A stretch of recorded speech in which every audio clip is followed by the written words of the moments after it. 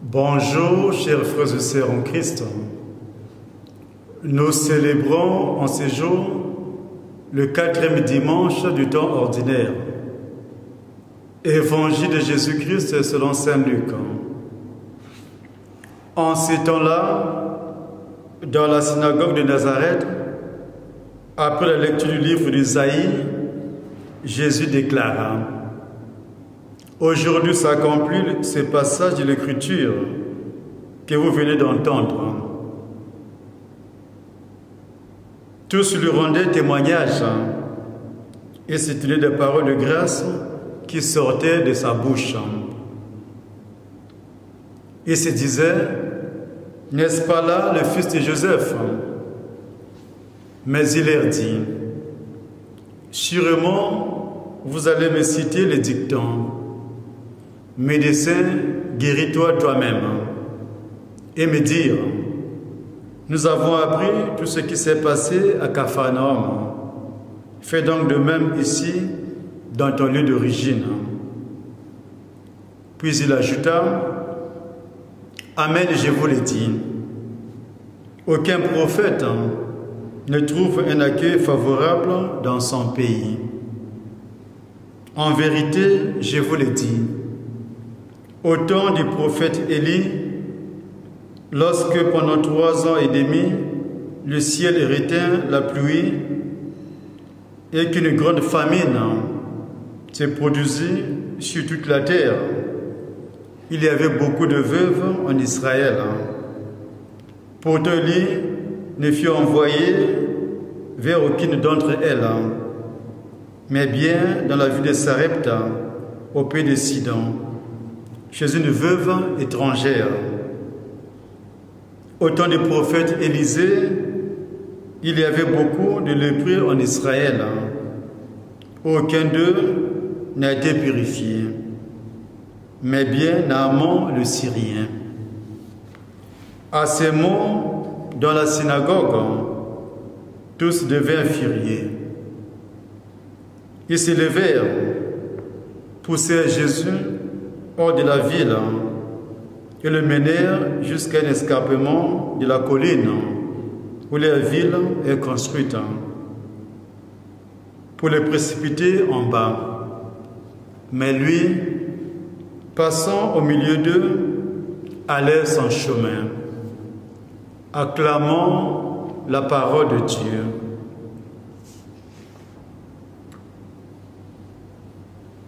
Nous aimerons commenter les textes de ce dimanche avec l'expérience de Jérémie de la première lecture. J'ai fait de toi un prophète pour les nations. La carrière prophétique de Jérémie commence vers l'an 627. Et notre texte présente 2 extraits de récit de sa vocation, de l'appel qu'il a reçu du Seigneur. Mais une vocation se raconte après avoir expérimenté et compris la mission que le Seigneur donne. Il faut souligner que Jérémie constate que Dieu l'a choisi avant même sa naissance pour faire de lui un prophète exceptionnel, un prophète pour le peuple. Lève-toi, chargé d'annoncer le jugement de Dieu contre un Israël impénitent. Le prophète devra faire preuve de courage et subira de dures oppositions de la part des grands de son peuple, de ceux qui refusent de marcher sur le pas du Seigneur qui ne veulent pas mettre en application sa parole. Cependant, dans la deuxième lecture, nous avons l'enseignement que Saint Paul nous donne.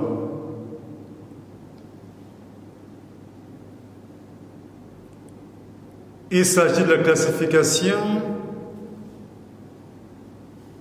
des charismes et ministères de la communauté qui nous avait donné le dimanche dernier. Mais aujourd'hui, il revient sur la charité. Nous avons aujourd'hui l'hymne à la charité. Saint Paul recourt ici à un genre littéraire grec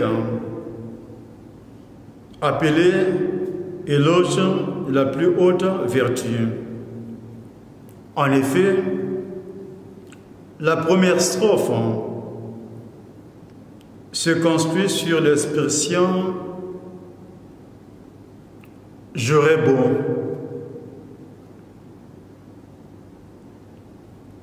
La charité est offerte, d'après Saint Paul, à tous les croyants comme le charisme suprême. Et la deuxième strophe personnifie l'amour auquel 15 verbes donnent les plus hautes qualités d'humilité, de calme, de désintéressement et de totale patience.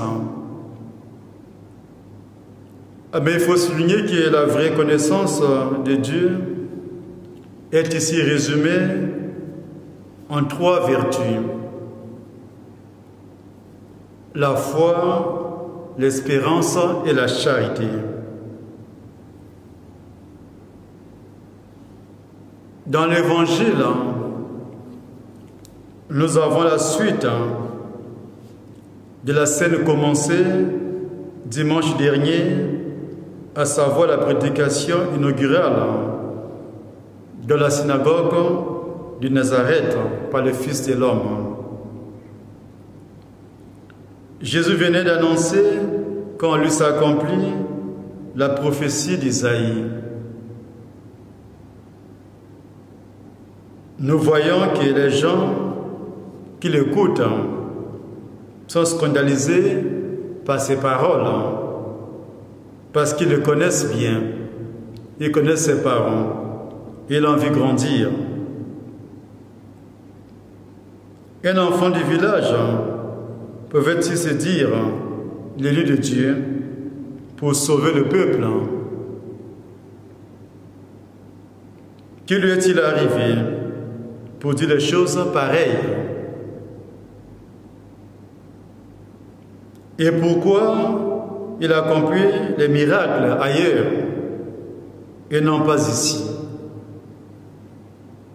C'est sans doute les questions que les gens se posaient au fond d'eux-mêmes, devant le Fils de l'homme. Les gens de Nazareth symbolisent sans doute nos différentes communautés, nos paroisses.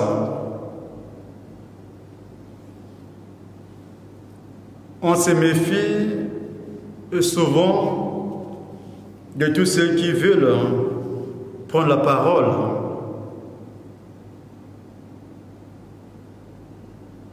pour nous faire des reproches ou bien pour nous ramener sur le droit chemin, et qui sont souvent considérés comme des moins que rien. Les gens qui n'ont pas de statut de la société. Il y a autour de nous beaucoup de personnes dont nous sous-estimons. Savons-nous les regarder, les écouter? Et si le Seigneur voulait nous parler aussi par eux? Parfois, des gens simples nous font entrevoir en eux une présence divine qui nous interpelle dans notre vie quotidienne.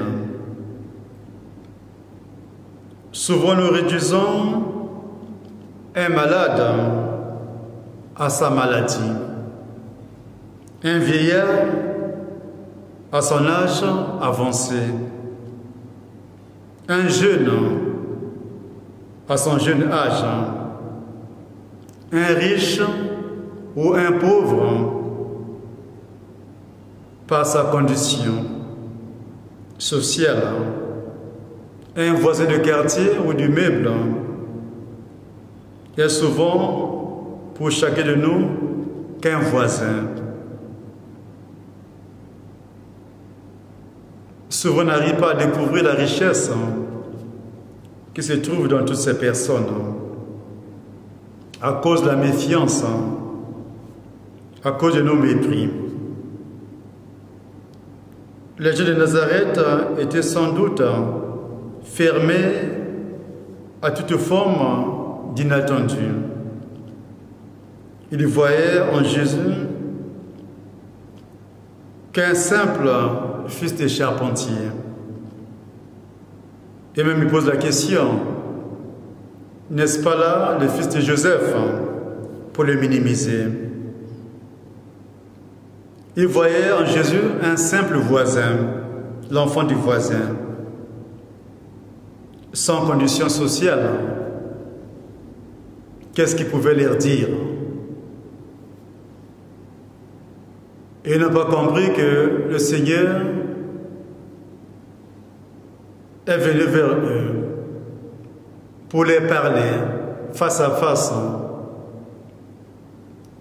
pour les interpeller dans la vie quotidienne. Puisse le Seigneur nous donne en ce dimanche la grâce de la charité, la grâce de l'écoute, car la charité suppose aussi d'écouter les autres, de les respecter de leur intimité, peu importe leurs conditions sociales. Que Dieu nous bénisse et qu'il veille sur nous. Au nom du Père et du Fils et du Saint-Esprit.